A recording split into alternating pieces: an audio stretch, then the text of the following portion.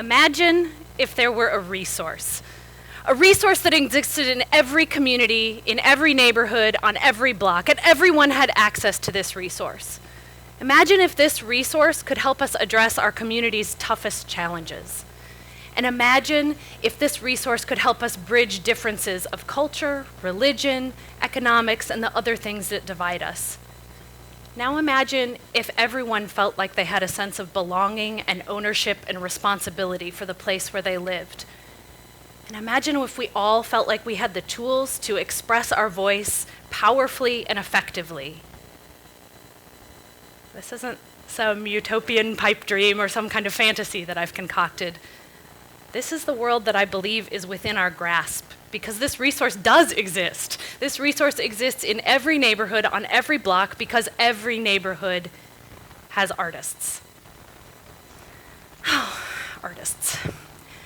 I actually spent quite a bit of time trying to figure out if I could give this entire talk without saying the word art or artists, because I know what happens when I say this word. I know the definition that pops into your mind. I know the images that pop into your mind.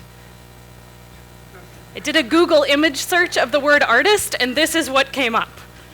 So, mostly cartoon white dudes in berets, and one baby.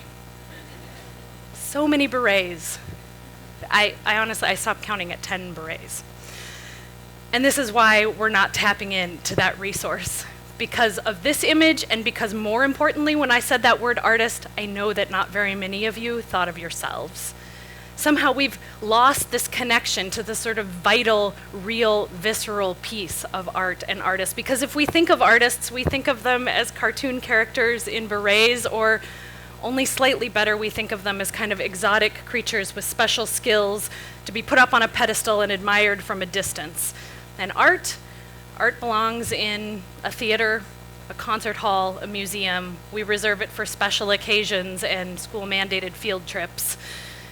And maybe we admire or are inspired by art, but it's not that relevant to our daily lives. The Urban Institute did a study where 97% of people said that they were inspired and moved by art, and only 27% of people said that artists contribute something important to the social good. So it's time for a new definition of art and artists. Let's get rid of that. And let's start over together. Let's build a new definition of what art can and should be, because I think that the health and the vitality and the equity and the opportunity of our communities depends on it. What if we start with the artist Alan Capro's definition of art? That art is the weaving of meaning-making in our everyday lives. The meaning-making of our everyday lives. Let's start there and see what art can do. Art can get people to show up places. I think we're all familiar with the ways that we gather community input, especially around things like neighborhood safety or traffic, those types of issues. We host a community meeting, usually in a church basement, with a warm 2-liter of Pepsi and 4 stale cookies, and the same 3 people come every single time. What if an artist designs that experience? What if we have an artist-designed block party that draws new and more people to give their input and to contribute to the ideas that are going to shape their community? Art gets us to talk to each other. I guarantee you're going to have a different conversation with your neighbor if there's a giant puppet of a dog walking down your street than you would if you just passed each other on the sidewalk. Art can help us draw people and attention and dollars to the causes and the businesses and the other assets that make up our neighborhoods. Art can help us think differently about space, even overlooked or vacant or unloved space. It can turn a vacant parking lot into a pop-up makerspace. It can turn a bus stop into an artist residency. This is a project by Kristen Murray, who you're going to hear from after dinner. She declared herself sort of an artist in residence of this bus stop and spent time engaging community members in creative activities, in other things that were happening in the city, and just generally helping people reimagine what a bus stop could and should be. Art can help us navigate complicated systems. This is a group of artists, including me, shooting a series of videos to explain the Affordable Care Act. So a big, complicated, emotional issue and system change that needs people who can think creatively, who can break things down into easy to digest and even fun chunks. Art makes us visible. This is Kathy Muchapow and Katie Ka Vang in a project they called Letters from the Thai Cafe, where you came to a restaurant, you wrote a letter, and you took someone else's letter away. So not only did you leave at the end of the night with a stomach full of a delicious meal, but you also left knowing something more about someone who lives in your very own community. Art helps us gather together ideas and collect ideas, even using very simple tools. All of these projects I'm showing and all of the ones I'll show you next are all very simple. These aren't huge public art interventions. They aren't big, expensive productions. These are projects that involve chalk and paint and balloons. This is a project led by Oscar Lee and Jonathan Reynolds and a whole host of other organizations who've spent the last year working with Project for Pride in Living at the site of a future affordable housing development. So when we build affordable housing, often people in that neighborhood become concerned. They don't know what this change is going to mean for the community that they live in and love. And so these artists have spent the last year designing simple projects to bring people from the community onto the site and help them examine their own ideas of what home is and remind them that this isn't just a bricks and mortar development, this is going to be someone's home. And these projects have created a different sense of ownership and engagement and hopefully a more welcoming place for those people when they do move in to that new housing. Art can be a gift as simple as a flamenco flash mob in a convenience store. It can help us heal, literally and metaphorically. This is a project that invited people to write something they wanted to wash away on the sidewalk and then literally wash it away. Again, so simple, it's just water.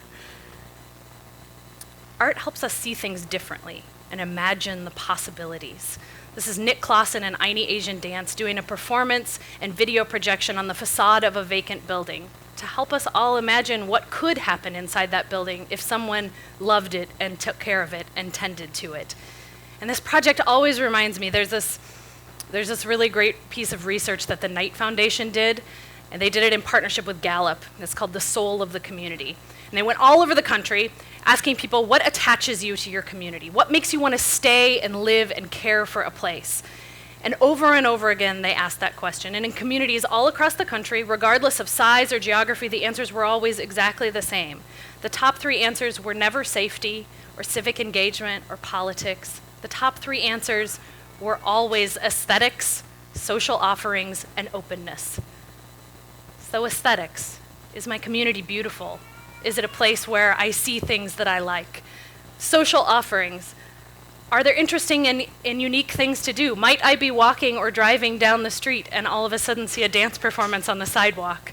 And openness, does my community reflect who I am and the people who live here? Do I feel a sense of belonging in my community? These are the things that artists do. These are the attachments we can create and the help we can provide to our community. The other study that I'm really fond of citing is a piece that the Wilder Foundation did in partnership with Blue Cross Blue Shield that investigated the ways in which social connectedness actually leads to better health outcomes, both for communities but also individually. Our physical health is actually tied to how connected we feel in our neighborhood and in our community and across power differentials. And there's no project I know of that exemplifies that better than this one. This is Diana Lane, and she wrote a song called The Light Rail Shuffle. Has a Zumba dance that goes along with it. I highly recommend you look up this video and teach yourself the Light Rail Shuffle. It's very enjoyable.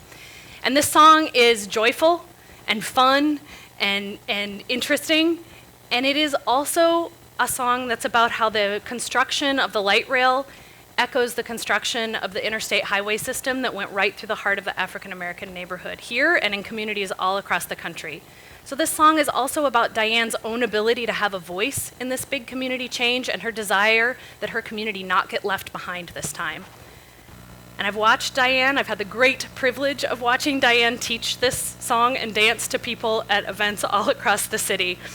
And it's always sort of magic. I mean, you can kind of even see it in this picture. There are children from the neighborhood, there are business owners, there are people who work for the regional rail authority and the city government, all doing the light rail shuffle together. And you do this, and you have a different sense of your network and your own ability to connect with people, even people who might have a different kind of power in their community or seem kind of distant on other days. Because art can make change. It can give us a common cause and a sense of belonging. It can be a way that we mark our neighborhood, a way that makes a community visible. This is a beautiful mural by Cao Li Tao in the Little Mekong district. it helps us have these different kind of conversations. I think we've probably all had this experience where you're driving in a car and you can have a much better quality of conversation about something difficult with your mom or your spouse or another loved one because you don't actually have to look at each other because you're driving in the car. And the same thing happens when we paint together or cut together or paste together. This is Laura Youngbird and a community collage she made that became a beautiful piece of art that reflected the community but also reflected the many hands that made it. Art can help us capture stories and then share them. Stacey Stanley sat at the farmer's market and interviewed people about what they were buying and then created this beautiful record of the recipes and the cultural histories of people who were shopping at the market. Or this project by Andrea Studel and Aaron Marks, who collected a community's hopes and dreams and wishes for the future and then slipped them into fortune cookies and distributed them at restaurants all along the neighborhood, and then projected those fortunes onto the side of the buildings, literally reflecting a community back to itself. These are the kind of shared experiences that give our community structure and hope. It's 3 simple pictures by Eric Santwire. Every time I look at these pictures, I get moved, because this is 3 generations of women in Fergus Falls wearing silly hats and having their picture taken in front of a historic building. And now they all have a common experience across generations, across all kinds of other divides they might have. They've all shared this one experience, and that ties them together in some way. Art can also be this signal to the neighborhood that someone lives here, that someone cares, that this place is worth tending, worth caring for. How might it change your perception of your own place if you noticed that in your neighborhood, someone spent hours installing stained glass pieces in a chain link fence? Does that give you a different sense of what's possible? Does it give you a different sense of your own ability to change something that you think needs fixing in your neighborhood? These are the ways that art can make meaning in our lives. The ways in which art can be part of a whole set of things that a community needs to be healthy. And this is the definition of art that I'm interested in. Art that is vital and relevant and integral and useful, but not special. Useful, but not special. And if we're going to have this definition of art, we're going to need to build systems. And we're going to need to build relationships and mechanisms that make relationships possible. A few years ago, we started this project called Community-Supported Art. It's based on the Community-Supported Agriculture model. And its aim is to connect community members directly to the artists that live within their midst, to help them connect to the artistic process, to help them connect to the people who make their things, and to connect local art and local food. And if we're going to have this new definition and this new usefulness of art, we're going to need a new definition of who artists are and who gets to call themselves an artist. One that helps us all tap into our own creative capacity. One that helps us all keep raising our hand when someone asks who here is an artist, even after we become adults. Because there's power in that label. There's power and equity in being able to call yourself an artist. And the beautiful thing is, nobody else gets to give you that label. It's a label you can only apply to yourself. So I'm inviting you all to call yourself an artist, because we need more artists, and we need more artists and entrepreneur, artist and mom, artist and dad, artist and doctor, artist and farmer, artist and firefighter, artist and housekeeper, artist and neighbor. Because we need more art and community development, art and economics and politics and healthcare and education. And if we do that, if we can find the way to build real, lasting relationships, if we can own a common identity as artists and tap into that well that is our own creative capacity, if we can find the way that art can support all of these other pieces of our community, all of the other things that our communities need to be healthy, then I really believe that all of us together as artists, we can not only imagine, but we can create communities that are healthy, equitable, and full of opportunity and hope and creativity, because we already have all the tools we need. So it's time to get to work. And I'm happy you're all calling yourselves artists now, but if you need a little extra permission, or you want to make sure that other people know you're an artist, then I will happily share a beret with you. Thanks.